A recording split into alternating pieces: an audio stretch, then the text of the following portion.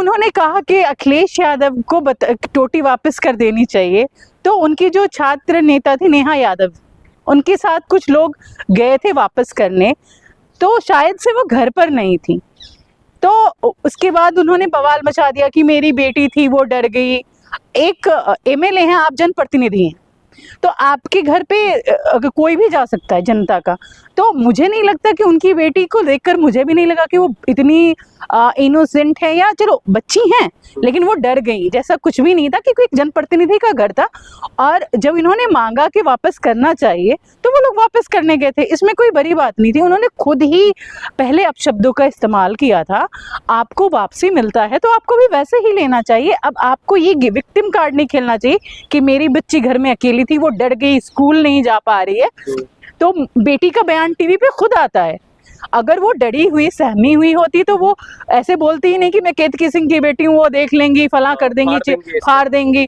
तो उस लड़की को देखकर, उस बच्ची को देखकर मुझे कहीं से भी प्रतीत नहीं हुआ कि वो सहमी हुई है, डरी हुई। और लड़कियों को होना चाहिए, मैं ये नहीं कहती हूँ कि वो गलत दिख रही थी, वो अच्छा है, बोल्ड है, उसने अपना बोला, पक्ष रखा। लेकिन उत्तर प्रदेश में इस तरह की घटनाएं क्यों सामने आती है? केतकी सिंह का बैकग्राउंड अगर देखें तो वो काफी जो है मतलब बाहुबली एक तरीके से नेता कही जाती है। कभी वो तेजस्वी यादव को लेकर के, तो कभी मायावती को लेकर के, तो कभी चंद्रशेखर आजाद को लेकर के। क्या है ना, बीजेपी के तमाम, सिर्फ केतकी सिंह की प्रॉब्लम नहीं है ये, बीजेपी के तमाम नेता विवादित बयान देते हैं और उनको कन्फ्रंट नहीं किया जाता, ना टीवी पे ना किसी भी जगह उनसे सवाल नहीं होते। सवाल किससे होता है? विपक्ष से। अगर आपने रिएक्शन दे दिया तो आपने ऐसा क्यों बोल दिया। अब आज ही आप देख रहे हैं कि तमाम तरह की चीजें चल रही हैं। अभी कुछ दिन पहले प्रेम शुक्ला ने ऑन एयर गाली दे दी थी सुरेंद्र सिंह राजपूत को, ऑन एयर गाली दी थी। उनकी माँ भी तो माँ थी ना, उनकी भी माँ घरेलू महिला थी, जिस तरह पीएम मोदी की माँ थी। तो उनको मुद्दा नहीं बनाया गया किसी भी बीजेपी, ना तो उन्हें टीवी ने उनको बैन किया। टीवी की भी बनती है कि आपने कैसे गाली दिया, बैन करना चाहिए था उनको, क्योंकि एक बहुत बड़ी गाली थी। उसके बाद ना ही बीजेपी द्वारा कोई एक्शन लिया गया। लेकिन आज एक कोई अदना सा बंदा खड़े होकर गाली दे दिया, आज की रैली में तो 50 लोग गाली दे रहे हैं।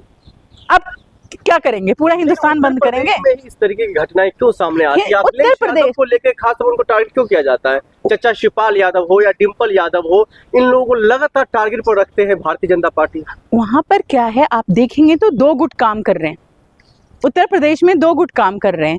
एक गुट काम कर रहा है योगी जी के साथ, एक गुट काम करता है केशव प्रसाद मौर्य के साथ। तो ये जो गुटबाजी है उसमें कि नंबर 1 कौन, नंबर 2 की लड़ाई जो चल रही है यूपी में, ये बहुत तगड़ी है। आप देखेंगे कि अभी एबीवीपी के स्टूडेंट्स के साथ लाठीचार्ज किया गया, सीएम योगी ने उससे दूरी बनाकर रखी।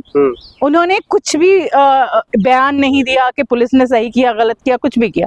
वहीं केशव प्रसाद मौर्य वहां जाते हैं और उनसे मिलते हैं। हम उस पर आएंगे, लेकिन सवाल ये खड़ा हो रहा है, जो क्या अखिलेश यादव, जिस तरीके से अखिलेश यादव के जो नेता हैं वो टोटी वापस करने के लिए गए थे, तो उनको गिरफ्तार कर लिया गया।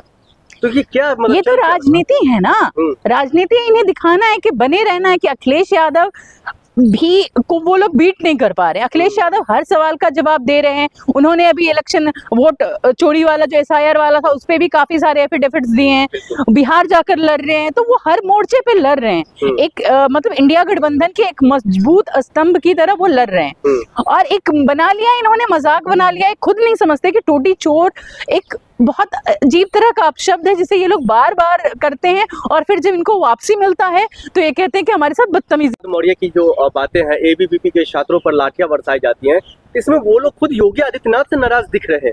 बिल्कुल, आपने देखा होगा। इस चीज में एक और चीज मैं दिखाऊंगा आपको। आप जो एबीपी वाला हुआ तो इसमें समाजवादी पार्टी के लोगों ने प्रोटेस्ट किया, छात्र यूनिट ने। कांग्रेस वाले जो छात्र के थे, एनएसयूआई के लोग जाके हॉस्पिटल में मिले एबीपी वाले से, और केशव प्रसाद मौर्य भी मिले।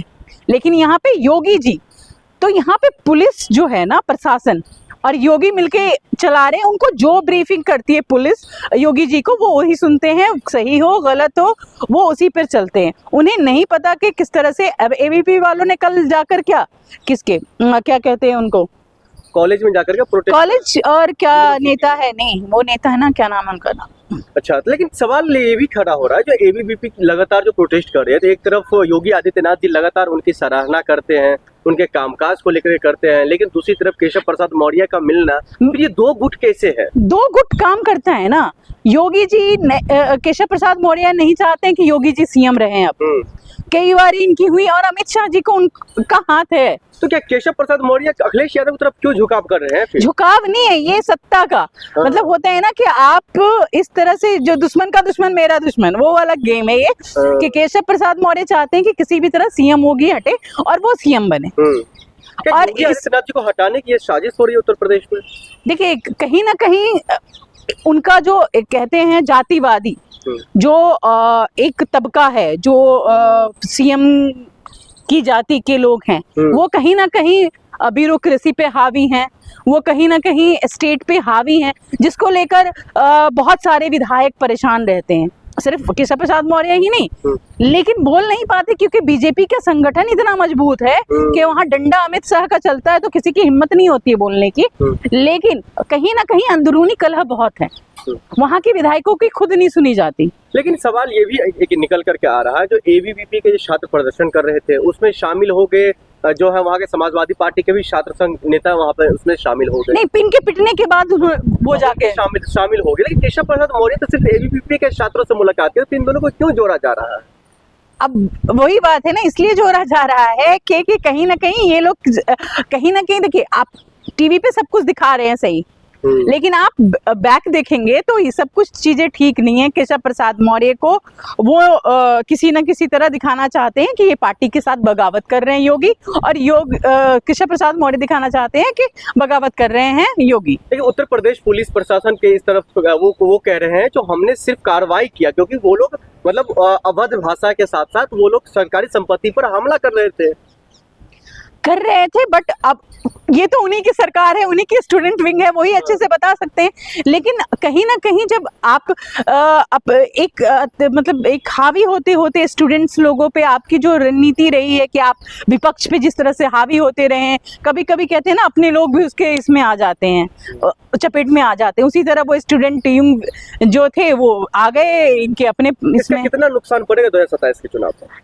देखिए अभी तो कहना बहुत ये है, लेकिन आपसी कलह का पड़ेगा ही। उससे पहले अगर कहते हैं कि सत्ता में कि सेंट्रल में कुछ बदलाव हो जाए तो कुछ कह नहीं सकते, लेकिन ये है कि 2027 इन्हें भारी पड़ेगा।